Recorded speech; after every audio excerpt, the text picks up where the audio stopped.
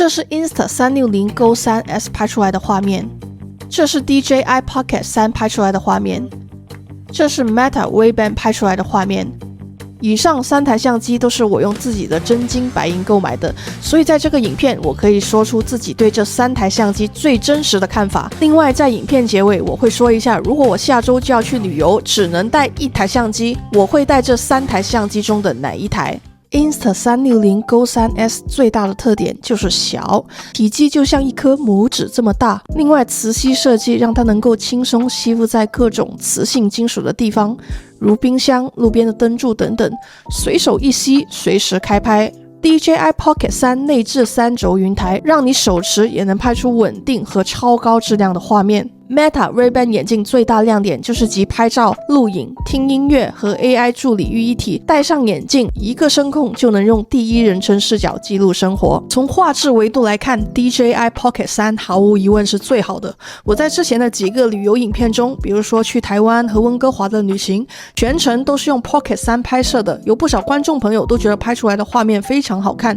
有兴趣的朋友可以在影片描述栏目里找到这些旅游影片的链接回看。Go 3S 的画质是这3台相机中我个人觉得最一般的，特别是在晚上或者是暗的地方几乎拍不了。而 Meta Ray-Ban 拍出来的画质其实是挺不错的，特别是我提前预设了一个比较艳丽的滤镜，拍出来的效果非常好。但是 Meta Ray-Ban 目前这个版本有个致命的缺点，就是只能拍竖屏的影片和照片。另外因为镜头位于眼镜的右边，由于又没有取景器可以看到即时的画面，所以有时候拍出来的影像会缺失掉一部分。在防抖方面 DJI Pocket 3的表现最好， Insta360 Go 3S 和 Meta Ray-Ban 的防抖我个人觉得只能算一般，走路的时候能用，但是如果你是跑步的时候用这2个设备拍，我个人都是觉得不是特别建议。那看到这里你有可能会问，既然 Pocket 3的画质这么好，为什么我还需要买其他2个产品呢？在实际使用过程中，虽然 Pocket 3的体积已经算很小的了，但是依然不够极致便携。举个例子依然需要用手拿着去拍摄。虽然我也有买可以把 Pocket 3挂在脖子上释放双手去拍摄的配件，但是 Pocket 3的体积放在脖子上，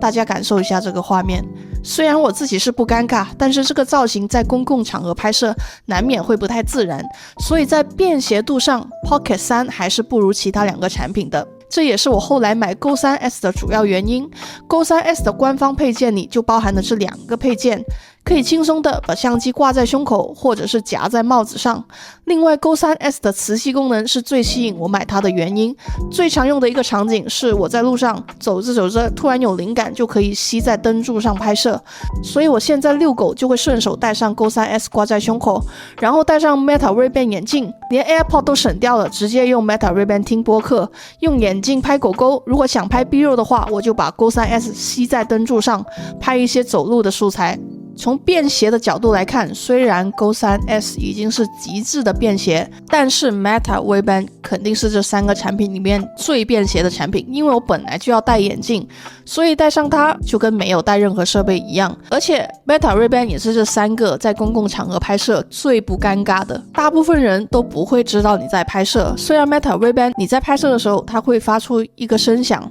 结束拍摄的时候也会发出一个声响，但是在公众场合，在我实际观察下来，几乎没有人会知道你在拍摄。但是用 Pocket 3，那当然很明显了，你在手里。还有 Go 3S， 你不要看到那么小，但是无论你是挂在胸口还是放在帽子上，其实大部分人都能看得到你是在拍摄的。所以便携维度的话， Meta Ray-Ban 肯定是完胜的。在储存和传输维度上， Pocket 3使用 Micro SD 卡，因为 Pocket 3最高可以拍摄到 4K 120帧的影片，所以建议大家最好选购大容量的高速储存卡。而 Go 3S 是采用本机储存的方式，有 64GB 和 128GB 选择，我自己是买的 128GB。 由于 Go 3S 不会用于长时间的拍摄，所以我觉得 128GB 已经非常够了。而 Meta Ray-Ban 本身则是没有任何储存，拍摄完了会自动同步到手机当中。在传输速度方面，不知道是不是我每次拿 Pocket 3拍摄的文件都很大，所以有时候传输的时候会出现突然断连的问题。但是 Go3S 目前就没有发现过这个问题。在传输的方便性维度当中，最方便的肯定是 Meta Ray-Ban。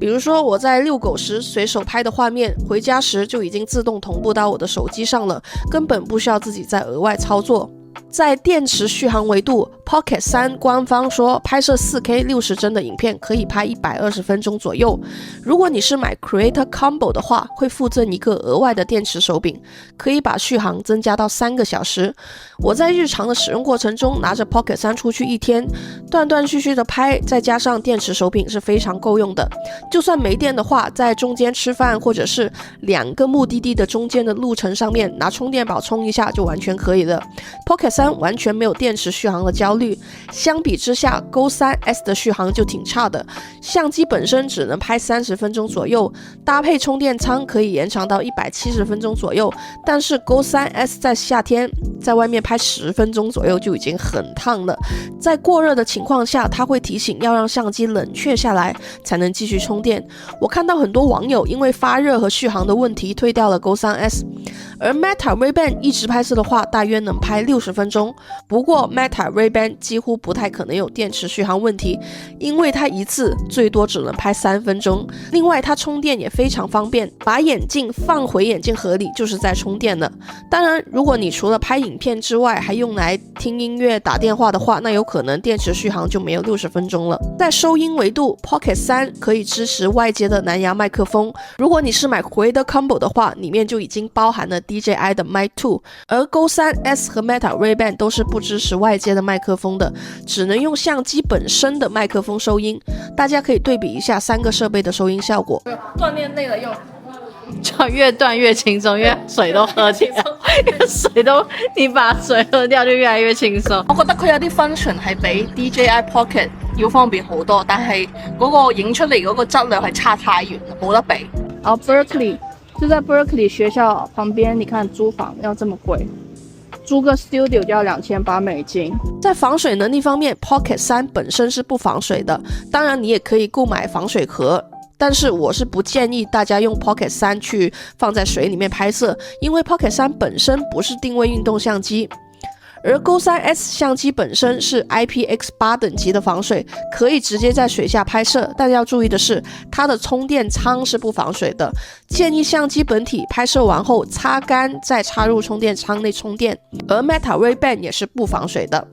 在 App 的使用体验上， DJI 和 Insta360 的 App 都有内置的剪辑功能，而 Meta Ray-Ban 的 App 则是跟 Meta AI 的 App 整合到了一起，可以在 App 上查询过往用眼镜跟 Meta AI 对话的历史记录。在语音控制上， Pocket 3是没有声控功能的，而 Go3S 和 Meta Ray-Ban 眼镜都支持声控拍摄。而 Meta Ray-Ban 在语音控制维度上无疑是最好的，因为它没有屏幕，所以大部分的交互都是通过语音去控制，比如说拍影片、拍照片，甚至是问 AI 前面的物体是什么， AI 就会用 Meta Ray-Ban 拍一张照片，然后分析再回答你的问题。 Go3S 还有一个独特的特点，就是相机本体和预览器是分离的，所以你除了可以通过语音控制拍摄之外，还可以把相机放在别的地方，比如说你挂在朋友的脖子上，你可以通过预览器去远程控制拍摄。在其他辅助功能上，因为 Go3S 是定位拇指相机，所以有丢失的风险，所以它加入了 Find My 功能，如果你找不到相机的话，可以通过 Apple 的 Find My 功能定位找到相机，这是 Go3S 比其他2个相机做得更好的地方。最后不得不提到的就是价格维度，这里要吐槽一下，虽然我买 DJI Pocket 3的时候在美国还没有涨价，我买 Pocket 3 Creator Combo 版本，在去年我买的时候税前价格是$699，但是现在Pocket 3的 Creator Combo 版本在美国竟然比我去年买的时候贵了$280。当然了，因为关税和其他因素，在不同地区价格可能稍有不同。目前2025年5月在美国买这3个产品基础版本的价格分别是DJI Pocket 3最基础的版本是$799 Insta Go 3S 最基础的版本是399美元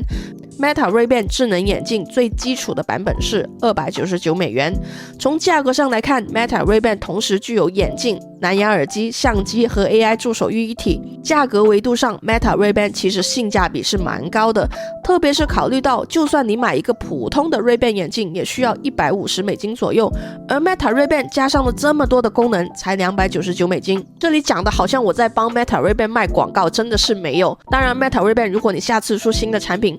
欢迎考虑一下我做评测，我是会很实事求是的去评测的。然后总结一下这3台相机分别的缺点和优点。 Meta Ray-Ban 的致命缺点是只能拍摄竖屏的画面，而且最多只能拍摄3分钟，而且它的镜头在眼睛的右边，所以取景很困难，有时候拍摄出来的画面是歪的。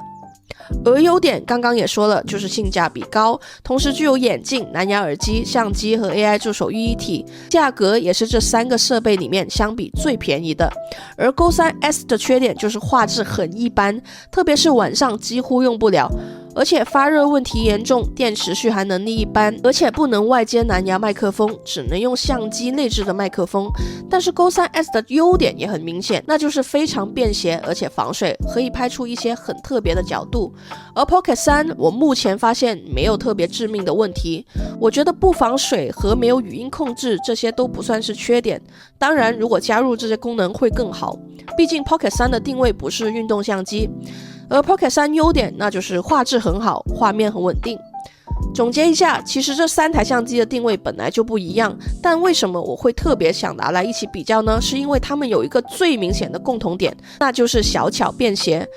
就算是主打 Vlog 的 Sony CV1 相机，重量也有294克，但这3台设备都明显轻很多。Go 3S 本体只有35克， Meta Ray-Ban 只有50克，而 DJI Pocket 3也只有180克。对于只是想随手记录生活的人来说，其实便携才是最重要的考虑因素。那么回到影片一开始的问题，如果我下周就要去旅游，只能带1台相机，我会选哪一台呢？答案毫无疑问是 DJI Pocket 3，因为它画质最好，画面很稳，还能外接麦克风，非常适合记录旅途中的风景。但如果是像下楼遛狗这种日常活动，我就会选择 Meta Ray-Ban， 因为它完全免手持，声控就能拍，甚至可以当蓝牙耳机用，不用特地的多带一个东西出门。但是如果是周末跟朋友吃吃饭、逛街这种轻松的小聚，我会选择 Insta360 Go 3S， 它那种渣渣的画质反而有一种复古随性的生活感，适合记录那些不需要太刻意的瞬间。简单来说，旅游带 Pocket 3，生活带 Meta Ray-Ban， 朋友聚会带 Go 3S。 那么不知道大家最喜欢用哪个设备记录日常生活画面呢？欢迎在评论区分享。我是 Rhythm 布莱登，我们下期再见了，拜拜。